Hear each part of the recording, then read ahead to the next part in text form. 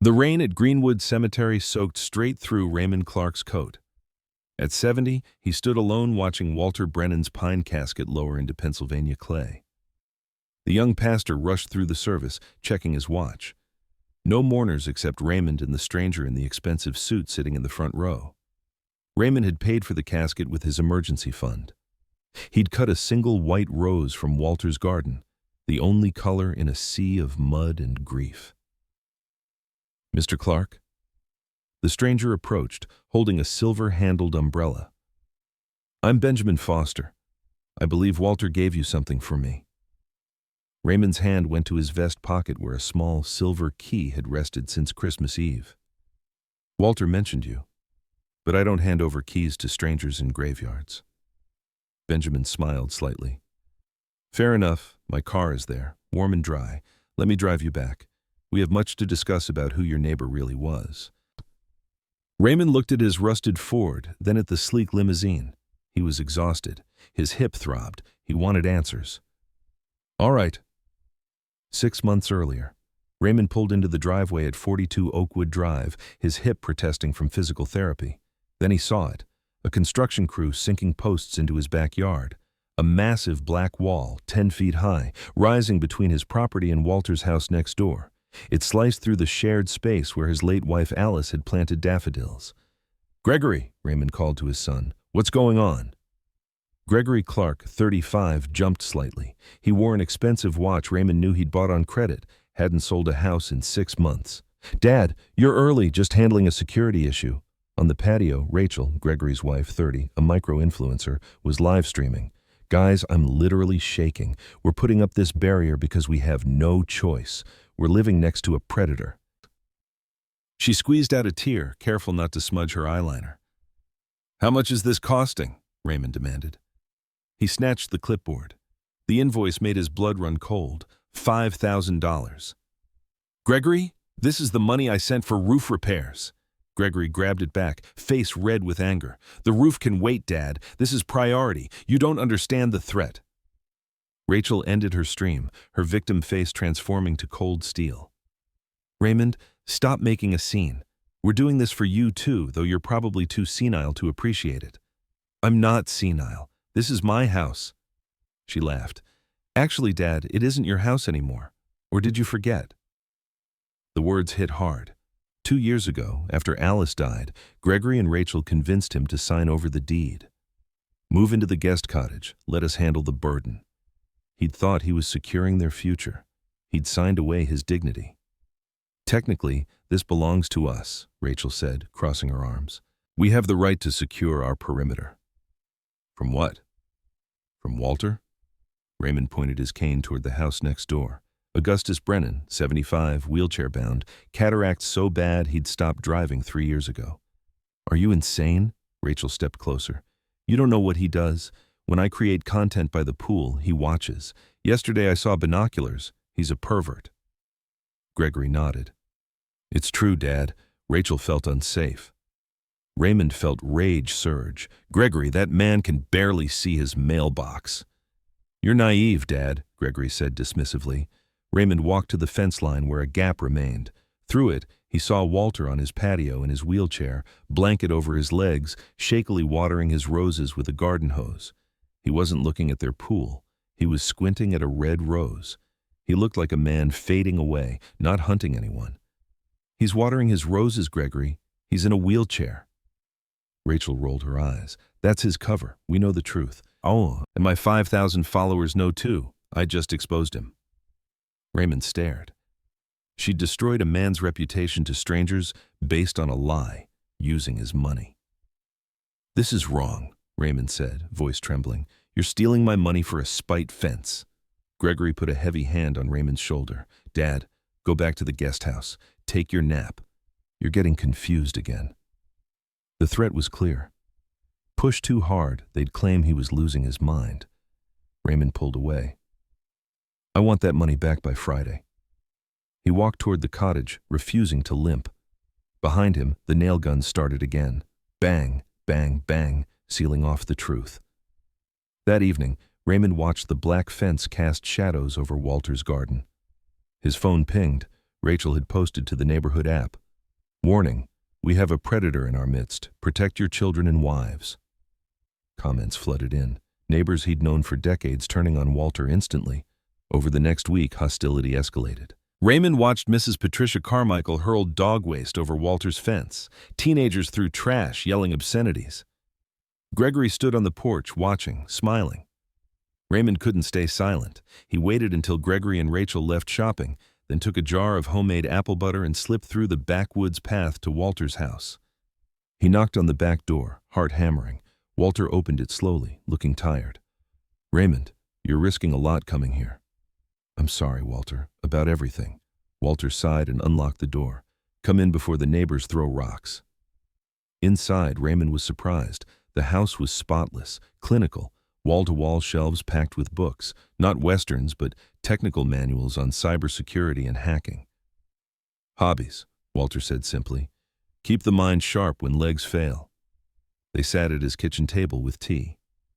Why aren't you fighting back? Raymond asked. Walter sipped his tea. Who would believe me? She's young, pretty, has followers. I'm just a creepy old man in a wheelchair. If I fight, it feeds her content. But the binoculars? Wait here. Walter wheeled to the living room, returned with a black plastic device with 2 metal prongs and a digital dial. This is what she saw. Raymond picked it up, a soil moisture meter from the hardware store. My roses are finicky, Walter explained. I was checking moisture near the property line, not looking at her, looking at dirt. I can barely see past my nose. Raymond stared at the harmless gardening tool Rachel had weaponized. Can I borrow this? Walter nodded. Take it, but it won't matter. Can't use logic to fight crazy, Raymond. Raymond stormed into the main house, finding Gregory and Rachel unpacking expensive patio cushions. He slammed the moisture meter on the counter. This is it, your smoking gun. Rachel looked bored. What's that junk? A soil moisture meter, Walter showed me. He was checking his roses, not spying. There are no lenses. He pushed it toward her. You destroyed him over a gardening tool. Take down the posts. Apologize. Rachel didn't blink. She picked up sushi, looked him dead in the eye, smiled coldly. It doesn't matter what it is, Raymond. Raymond froze. What? She laughed. The truth is irrelevant. What matters is people believe he's dangerous. The neighbors are united. We're community leaders now. My followers are up 20%. We're safe because people think we were in danger. She looked at Gregory. Tell him, babe. Gregory wouldn't meet Raymond's eyes. She's right, Dad. Even if it wasn't binoculars, he's still weird. The fence stays. Can't look weak now. Raymond stared at his son, the boy he'd raised to tell the truth. Gone. You're monsters, Raymond whispered. Rachel's face hardened. Careful, you're sounding hysterical. Maybe we call Dr. Patterson.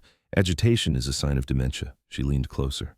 Remember whose house this is. You're a guest. Side with the enemy, you can sleep in his yard. As long as you're under my roof, you support this family. Understand? Raymond grabbed the meter and walked out. He could hear Rachel laughing. But as he walked to his cottage clutching that plastic, Raymond realized Walter was right. Logic wouldn't work. If he wanted to save Walter and himself, he had to stop playing by the rules. 3 days later, Saturday afternoon, Raymond sat on his cottage porch.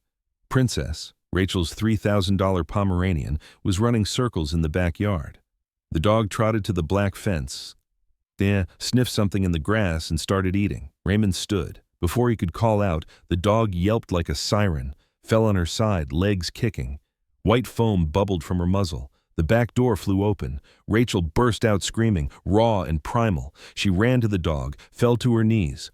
Princess, oh God, breathe! Gregory came running. What's happening? Rachel pointed at the fence. A chunk of raw meat lay in the grass mixed with something blue. He poisoned her, Rachel shrieked. That monster killed my baby. She didn't grab the dog and run to the vet. She pulled out her phone and dialed 911. I need police. My neighbor just murdered my dog. 2 patrol cars screeched into the driveway. A deputy jumped out, hand on holster. Where's the offender? Rachel pointed at Walter's house. In there. They marched to Walter's door and pounded. Police, open up! Raymond hobbled after them. Officer, wait, he's old, disabled. They ignored him. Walter opened the door in pajamas, terrified, gripping his wheelchair. Step out, sir, the deputy barked. I can't step anywhere, I'm in a chair. The deputy grabbed the wheelchair handle and yanked. The chair hit the door frame. Walter nearly fell out. "What did I do?" Walter cried. "You know what you did," Rachel screamed. Raymond moved between them, planting his feet. "Stop! I've been watching all afternoon. He threw nothing." Rachel ran over, mascara streaking. "He's lying. My father-in-law is confused, officer. He has dementia." "I do not have dementia," Raymond said, "and I know what I saw, or didn't see." Gregory appeared, got in Raymond's face, eyes wild. "Dad, shut up." "I will not." Gregory shoved Raymond hard, both hands on his chest. Raymond stumbled, heel caught in grass, went down hard. His hip hit the ground with a sickening thud. Pain exploded. He lay there looking up at his son. Gregory towered over him, breathing hard. Didn't offer a hand, didn't look sorry. He looked hateful. "You're senile," Gregory shouted for the neighbors. "Defending a dog killer over your own family, over your future grandchild." The yard went silent. "Grandchild?" Raymond whispered. "Rachel isn't pregnant." But Gregory was playing for sympathy, painting Raymond as the villain. "Get him out of here," Rachel told police. "He's interfering." The deputy looked uncomfortable. "We're taking a report. We'll test the meat. If it's poison, we'll be back with a warrant." He pointed at Walter. "Don't leave town." They took statements, photos, watched Gregory drive the dog away, then left. Raymond sat in the grass a long time before getting up. His hip throbbed. Gregory and Rachel went inside, slamming the door without checking if he was injured. Raymond limped to Walter, still on his porch, staring at tire marks. "Walter, I'm sorry." Walter looked up, eyes wet, no anger, only pity. "You can't win, Raymond," he said softly. "You tried to stand up for me and your son pushed you into the dirt. They have no souls." He turned his wheelchair. "Go back to your cottage before they put you in a home." Raymond watched the door close. The lock click. He walked back, every step agony. Physical pain, nothing compared to the cold realization. His son had used violence to silence truth. Raymond sat in the dark, rubbed his hip, stared at the main house. Through the window, Rachel poured wine. She looked satisfied. The dog would be fine. He knew it. Just like he knew Walter hadn't thrown that meat. Theater. Cruel, dangerous theater. But as Raymond sat in darkness, he started to see something. Every structure has a weakness, a breaking point. He just had to find theirs. And 3 weeks later, when they cut Walter's power on Christmas Eve, Raymond would discover that Walter had already found it for him.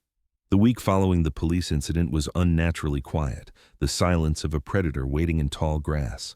Raymond stayed in his cottage, nursing his bruised hip and watching Walter through the window. The old man barely moved. He sat in his living room with curtains drawn to a crack, looking like a prisoner in his own home.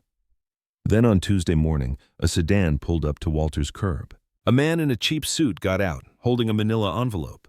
He walked up the path and knocked. Raymond watched as Walter opened the door. The man shoved papers into Walter's trembling hands, said something brief, and walked away. A process server. Gregory hadn't just built a fence, he'd launched a legal missile. Raymond found a copy of the lawsuit on the main house kitchen counter that afternoon while getting his mail. It sat right next to the fruit bowl, casual as a grocery list. He put on his reading glasses and felt his blood pressure spike with every line. Plaintiff, Rachel Clark. Defendant, Walter Brennan. Cause of action, intentional infliction of emotional distress. They claimed Walter had engaged in a campaign of psychological terror, stalking, harassment that had caused Rachel severe anxiety, sleeplessness, and trauma. The demand, $50,000 in damages, not $1 million, not $10,000, exactly $50,000. In Raymond's line of work, specific numbers like that weren't random. They corresponded to something, a debt, a need. He heard the garage door open. Gregory was home. Raymond quickly replaced the papers and moved into the hallway, standing in the shadows like he used to when Gregory was a teenager sneaking in past curfew. But this time, he wasn't catching a kid with beer on his breath. He was catching a grown man in a lie. Gregory walked into the kitchen, phone pressed to his ear. He was pacing, frantic. "I know the deadline, Tony. You don't have to threaten me. I'm good for it." He paused, listening. His face was pale and sweaty. "Look, the crypto market crashed. Everyone took a hit. I just need a few more weeks. I have a liquidity event coming. A lawsuit settlement. It's practically guaranteed. The guy's old, won't fight it. He'll settle just to make it go away." Raymond held his breath. $50,000, Gregory said into the phone. "That covers the 45 I owe you plus the VIG. Just call off your guys. I don't want anyone showing up at my house. My dad's here and he's nosy." He hung up and leaned against the counter, exhaling shakily. He looked terrified, but not guilty. He looked like a man who'd found a solution, and that solution was the old man next door. Rachel walked in from the living room, wearing yoga clothes, holding a green smoothie. She didn't look traumatized. She looked bored. "Did you talk to the bookie?" she asked casually. "Yeah," Gregory said, wiping his forehead. "He gave us until end of month. The lawsuit has to pay out by then." "It will," Rachel said, taking a sip. "We just need to turn up the heat on the old man. If he doesn't settle, we move to phase 2. "Phase 2? Raymond stepped out from the pantry. His cane hit the floor with a loud crack. Both of them jumped. Gregory nearly dropped his phone. "Dad," he stammered. "How long have you been standing there?" "Long enough to know Tony isn't a business associate, Gregory. Long enough to know you lost $45,000 on crypto and football, and now you're trying to squeeze it out of Walter." Gregory's face went from fear to anger in a heartbeat. He straightened his jacket, trying to regain composure. "You shouldn't eavesdrop, Dad. It's rude, and you don't understand modern finance." "It was gambling, Gregory," Raymond said, walking closer.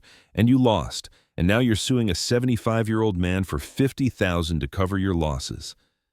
Rachel stepped between them, eyes cold. "We didn't poison the dog, Raymond, but even if we're capitalizing on the situation, so what? That old man is sitting on a gold mine." "What gold mine?" Raymond asked. "He lives on a fixed income." "He lives on a double lot," Gregory said, eyes lighting with greed. "I did the research, Dad. Zoning laws changed last year. If we combine his lot with ours, we have enough square footage to build a 6-unit luxury condo. I already have a developer interested, Galaxy Development. They're offering $3 million for the land if we can deliver the full parcel." Raymond stared at them. The room seemed to spin. "So that's the plan," Raymond said quietly. "You sue him until he's bankrupt. Force him to sell his house to pay legal fees. Buy it cheap, tear everything down, and sell my home too." "Our home," Rachel corrected. "And yes, Raymond, that's the plan. It's called real estate development. It's how wealth is built." "What happens to Walter?" Raymond asked. Gregory shrugged, a callous movement that made Raymond's hands clench around his cane. "He goes to a home, Dad, or Florida. Who cares? He's dying anyway. Did you see him? He won't last another winter. We're just accelerating the inevitable." Raymond looked at his son, searched for a trace of the little boy who used to cry over hurt birds in the yard. That boy was gone, consumed by debt and greed. "You're monsters," Raymond said again. "Go ahead, Dad," Preston laughed harshly. "Tell the judge you heard voices. We have the police report. We have Rachel's followers. We have the narrative. You're just a confused old man who forgets his pills. No one will believe you." He stepped closer. "And you should be thanking us. Who pays the electric bill for that cottage? Who buys your food? We need this money to maintain this lifestyle, to take care of you. You're a burden, Raymond, an expensive burden."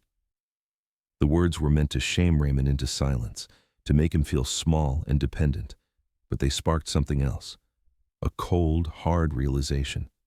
He wasn't a burden. He was a resource they were harvesting, and Walter was just an obstacle in their path. "I'm not a burden, Gregory," Raymond said, his voice steady. "I paid for this house. I paid for your college. I paid for your wedding, and I'm done paying." He turned and walked out the front door, didn't go to the cottage, went to the street, walked to the edge of Walter's property. The lights were off inside. Walter was probably sitting in the dark, afraid to turn them on. Raymond took out his phone and dialed a number he hadn't called in 20 years, an old friend from the city planning office. "Jim," Raymond said when he answered, "it's Raymond Clark. I need a favor. I need to see property records for lots 42 and 44 Oakwood Drive, specifically deed history and any encumbrances." He hung up and looked back at his house. They wanted to play dirty with real estate. Fine. Raymond knew the law, and he knew the ground beneath their feet better than they ever would. But first, he had to keep Walter alive long enough to fight back. And 3 days later, when the city truck arrived to pull Walter's electric meter on Christmas Eve, Raymond knew the fight had just gotten deadly. Now at the cemetery, sitting in Benjamin Foster's limousine. The black car glided through traffic, heat enveloping Raymond like a warm blanket. Benjamin sat across from him, opening his leather briefcase. "I know you have questions," Benjamin said. And I have answers, but first, the legalities. He pulled out a document, cream-colored paper, heavy stock. This is the last will and testament of Walter Brennan.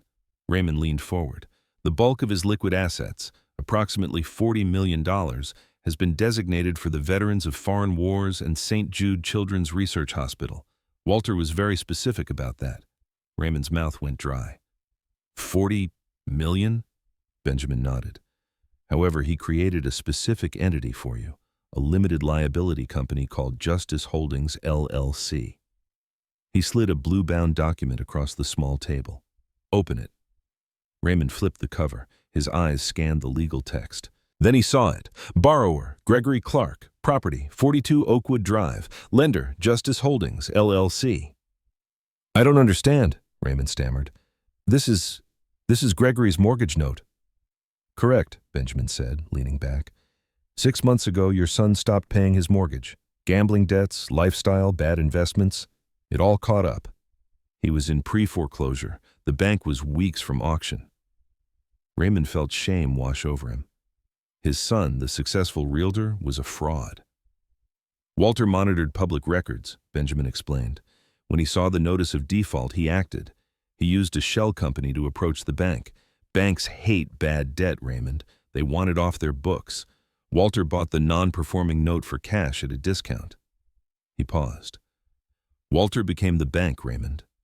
For 6 months, your son hasn't owed money to Chase or Wells Fargo. He's owed it to Walter, or rather, to Justice Holdings.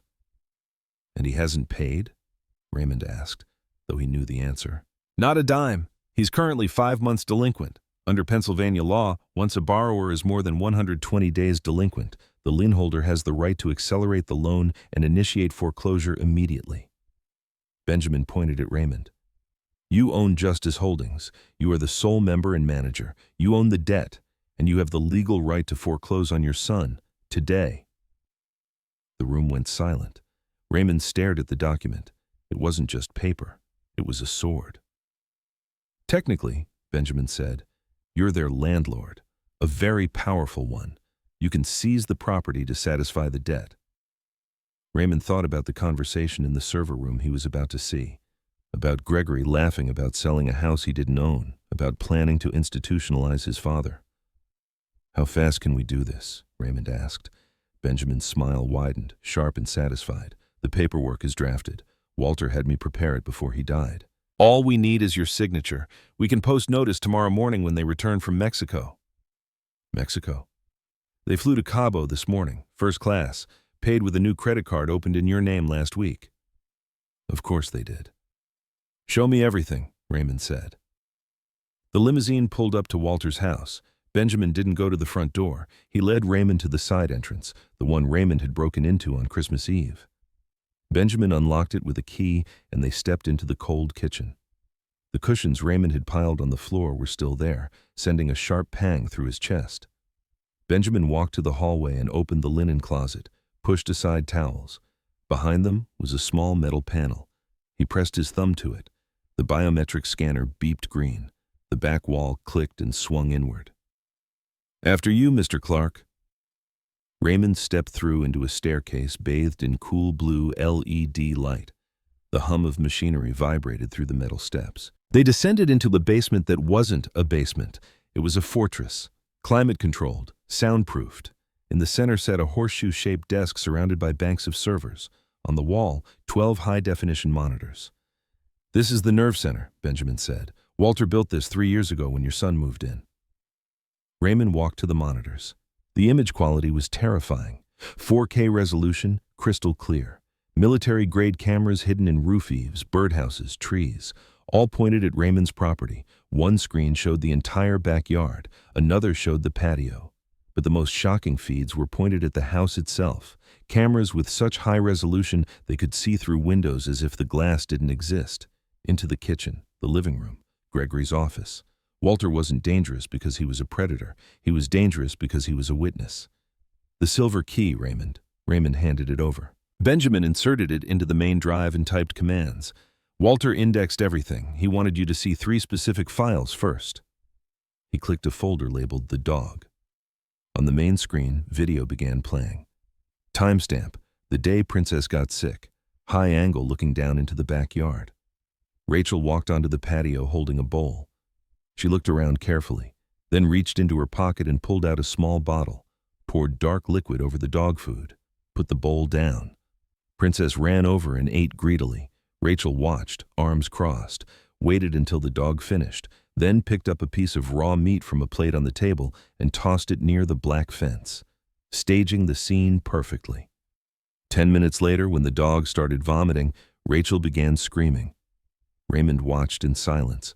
She'd poisoned her own dog, made an innocent animal suffer just to frame an old man and create content. Benjamin clicked the next file. The forgery. The view changed to Gregory's home office window, audio crystal clear from a laser microphone. Gregory sat at his desk with a lightbox tracing a document. It's easy, Rach. He shakes so much these days. His signature's basically a scribble. I just trace the deed transfer and have the notary stamp it. Already paid the guy off. Rachel walked into frame. You sure he won't get a notification from the bank? Gregory laughed. I changed the email on his account last week. All alerts go to a dummy account I control. He thinks he still owns the land. By the time he figures it out, developers will have broken ground. We'll sell for $3 million and put him in a state facility. He won't even know what hit him. Raymond stared at his son's face on screen, talking about selling Raymond's home like a used car, about institutionalizing him to cover the theft. Benjamin clicked the third file. The burden. Christmas Eve, just after Raymond walked into the snow. Preston and Rachel in the kitchen, party continuing in the background. Gregory poured another drink. You think he'll actually go over there? Rachel shrugged. Let him. If he freezes, it solves our problem sooner. We don't have to wait for the nursing home. Gregory swirled his drink. He's such a burden, just a useless old man eating up our resources. Did you see him trying to be a hero with that soup? Pathetic. Rachel laughed. Well, nature prunes dead branches. Let the cold do the work. The video ended. Screen went black. Raymond stood in the blue light. He expected to cry, expected heartbreak, but tears didn't come. Instead, he felt like a steel beam snapping into place, structural integrity returning. The confusion was gone. The doubt was gone. The hope that maybe he'd misunderstood them, gone. How much data is here? Raymond asked. 2 terabytes. Every conversation, every plan, every fraud. 2 years of continuous recording. Raymond looked at the console. I want a copy, everything. Benjamin pulled an encrypted hard drive from his briefcase and plugged it in. I anticipated that. The transfer will take 20 minutes.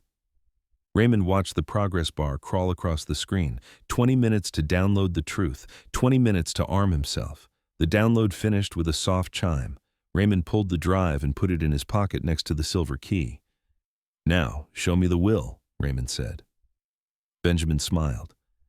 Right this way, Mr. Clark. The best part is yet to come. Back in Benjamin's office downtown, the lawyer laid out the financial documents like a general plotting a campaign. As I mentioned, Walter bought Gregory's mortgage note 6 months ago, Benjamin said. Your son owes $1.2 million, principal plus accumulated interest and penalties. He slid the papers across. He's 5 months delinquent, 153 days to be exact. Under Pennsylvania foreclosure law, that gives Justice Holdings, which means you, the right to accelerate the entire loan balance and demand immediate payment. And if he can't pay, Raymond asked, then you foreclose. Seize the property to satisfy the debt. It's already in motion. I just need your authorization.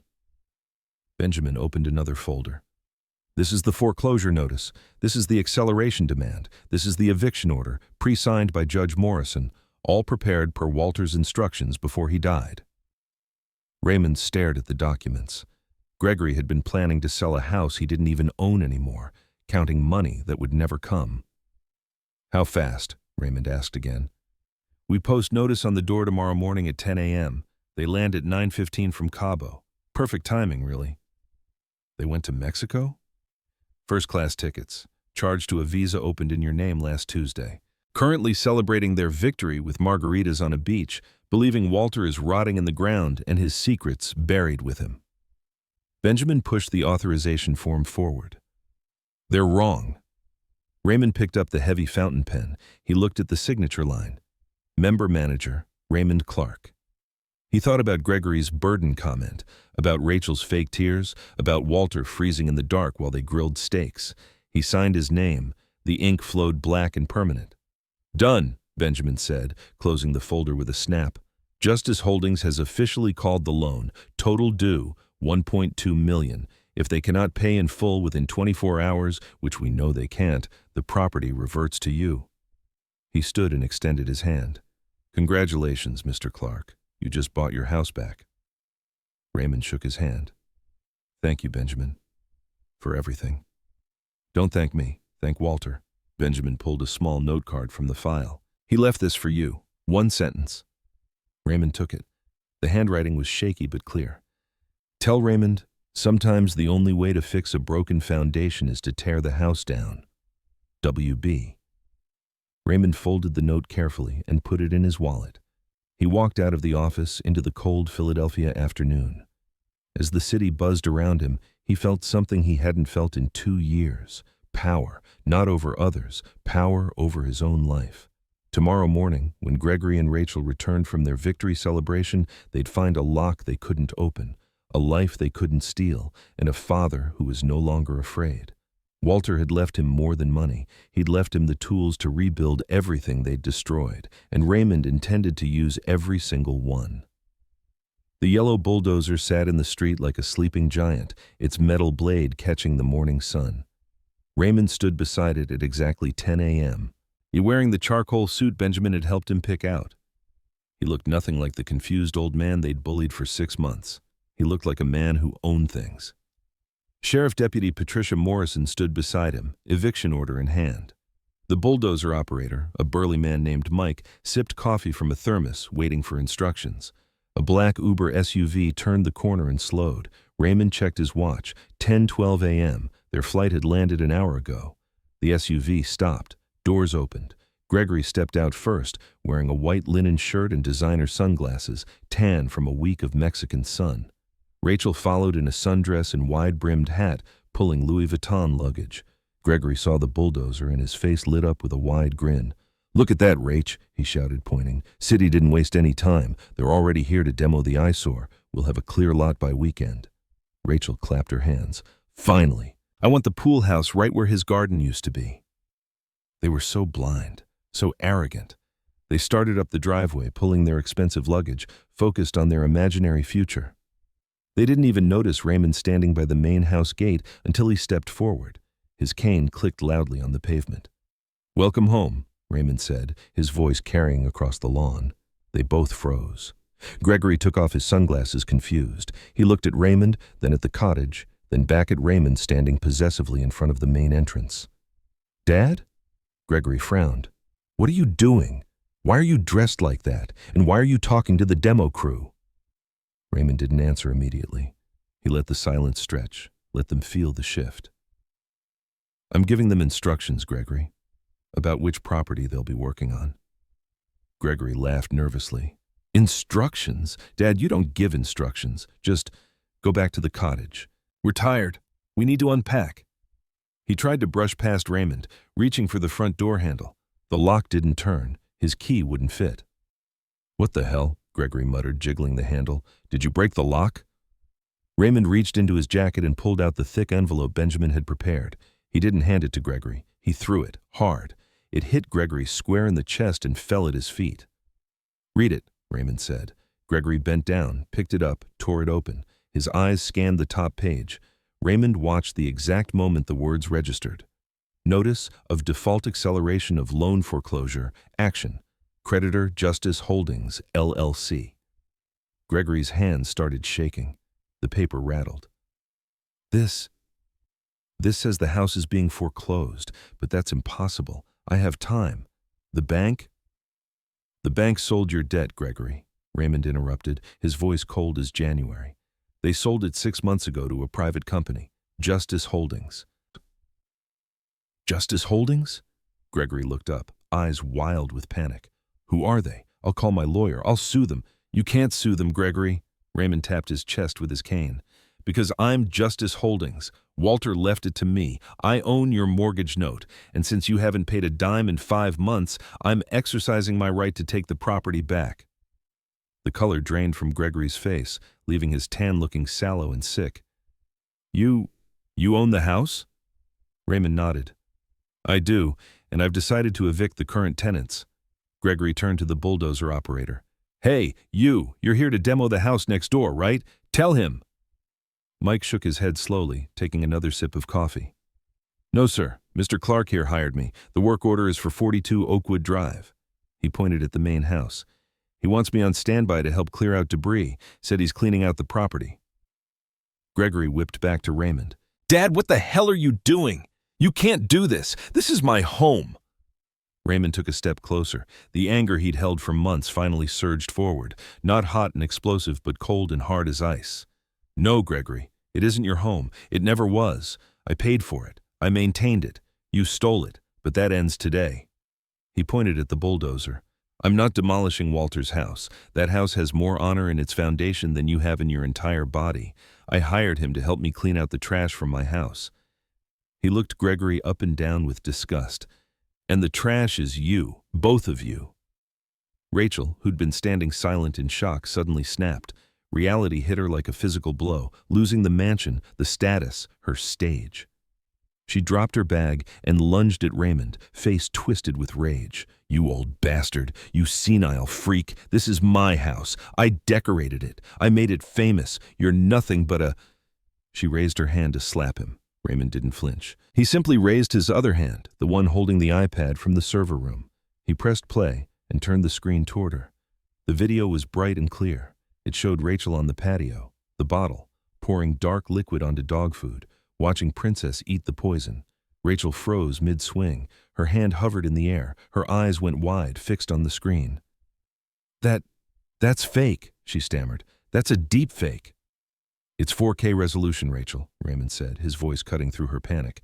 Recorded by Walter's security system, the same system you said didn't exist. He swiped the screen, showing metadata, timestamps, undeniable proof. I have copies. I can send this to the police. Animal cruelty is a felony in Pennsylvania.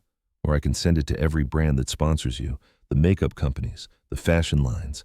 How do you think they'll react when they see their influencer poisoning a dog for likes? He looked at her with zero sympathy. Your career will be over in 5 minutes. Rachel lowered her hand. She started trembling.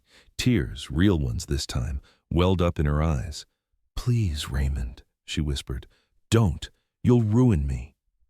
You ruined yourself, Raymond said. Not me, not Walter, you. He turned back to Gregory, who was staring at the foreclosure papers in his hand, tears streaming down his face. He looked like a child caught stealing. Dad, please, Gregory sobbed, dropping to his knees on the gravel. I didn't know about the poison. I swear, it was her idea. She made me do everything. She spends all the money. She forced me to gamble to catch up. It's her fault. He pointed a shaking finger at Rachel. Please don't take the house. I have nowhere to go. Rachel gasped, spinning on him like a viper. You coward, you spineless loser. You told me you could handle your father. You lost the money. You're the one who failed. I told you to pay the mortgage months ago, but no, you had to buy a new car, go to Vegas. Because you demanded it, Gregory screamed, standing up. You said you'd leave me if I didn't buy you things. You're the leech. Raymond watched them, his son and daughter-in-law screaming at each other in the driveway, their perfect marriage dissolving the moment the money ran out. Pathetic, tragic, finished. Enough! Raymond's voice boomed, silencing them both. I don't care whose fault it is. You're both guilty. You both destroyed an innocent man. You both tried to bury your father alive. He checked his watch. It's 10:15. You have 24 hours. Take your clothes. Take your personal items. But furniture stays. Electronics stay. Anything bought with my money stays. Gregory's voice cracked. Where will we go? We have no money. Cards are maxed out. That sounds like a problem for adults, Gregory, Raymond said. Figure it out. He turned his back on them, walked up the steps to the main house, and took out the new key Benjamin had given him. It slid into the lock smoothly. He stepped inside and closed the door firmly behind him, engaging the deadbolt. Outside, he could hear them screaming at each other, blaming, sobbing. Raymond stood in the foyer of his home. It was quiet. The air smelled of Rachel's expensive candles, but underneath he could smell the house he'd built 40 years ago. He walked to the living room window and looked out. The bulldozer sat like a sentinel. Walter's house stood quiet and safe next door. He had done it. He had saved the neighborhood. He had saved himself. That evening, Raymond sat in Walter's server room, bathed in blue light. He opened the file labeled "The Dog" and stared at it for a long moment. Walter had given him a weapon. Now it was time to use it. He created an anonymous account. No profile picture, generic name. Uploaded the video of Rachel poisoning Princess in crystal clear 4K. He tagged every brand that sponsored her. Every local animal shelter. The HOA page, Rachel's own fan page with the hashtags she'd created to build her empire. He added a simple caption. This is what she did for content. Then he pressed upload. The reaction was nuclear. 2 hours, 10,000 views.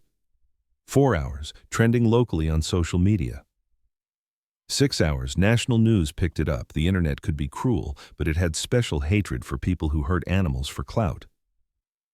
Raymond watched Rachel's follower count in real time, 8,000 on 4,500 but zero. Her account was suspended for violating community guidelines on violence. Then the brand started issuing statements. Forever Beauty. We are horrified and terminating our partnership immediately. Luxstyle Fashion. We do not condone animal abuse under any circumstances. Within 48 hours, protesters gathered outside the cheap apartment where Gregory and Rachel were staying. They had to flee in the middle of the night. Rachel ran back to her parents in Atlanta, her career incinerated, her face now a symbol of influencer cruelty. Gregory didn't fare better. With the foreclosure on his record and his gambling debts exposed, he lost his real estate license. The brokerage fired him to avoid scandal. A month later, Raymond was driving past a new housing development. He saw a construction crew pouring concrete. One laborer looked familiar, neon vest, carrying heavy buckets of wet cement, face sunburned and exhausted. It was Gregory. Raymond slowed down. Their eyes met. For a second, Raymond thought Gregory might come over, might yell or beg. But Gregory just looked at him, then looked down at his boots and kept working. For the first time in his life, Gregory was doing honest labor.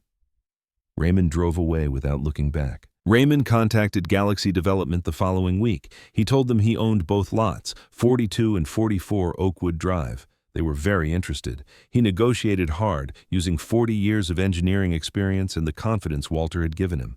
He didn't accept their lowball offer. He demanded market value plus a premium for the prime location. Final sale price, $4.8 million. Raymond took the check to Benjamin Foster's office. They set up the transfers. $500,000 to the local animal shelter in honor of Princess, who'd fully recovered and been adopted by a loving family. $1 million to Veterans Affairs was, per Walter's wishes. $500,000 to St. Jude Children's Research Hospital. $2,800,000 for himself. 6 months after Walter died, Raymond Clark stood in Philadelphia International Airport, Terminal A. At 70 years old, he looked a decade younger. Charcoal suit tailored perfectly, Italian leather shoes polished to a shine, passport and boarding pass in hand. Destination? Rome, Italy.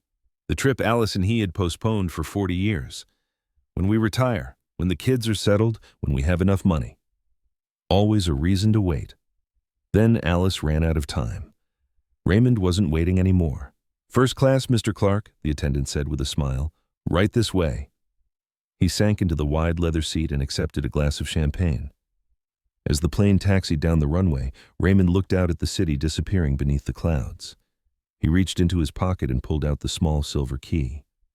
He hadn't returned it to Benjamin. He kept it as a reminder. Walter was right. He'd said he was dangerous, a threat. And he was, a ticking time bomb of truth, waiting in silence for the right moment to explode. But Walter didn't detonate it himself. He left that to Raymond.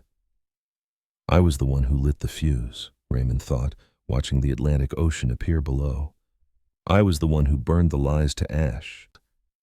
For the first time in years, he wasn't afraid of the fire. He was free. No one could hurt him anymore, because he'd finally learned that the most dangerous man in the room isn't the one shouting. It's the one who knows the truth and isn't afraid to use it. The plane soared over the ocean. Raymond sipped his champagne and smiled. Goodbye, Gregory. Goodbye, Rachel. Hello, world. The journey begins. The silver key in his pocket felt heavy, not from the metal, but from the weight of justice finally served. And as the clouds parted over the horizon, Raymond Clark, structural engineer, widower, father, became something else entirely. A free man.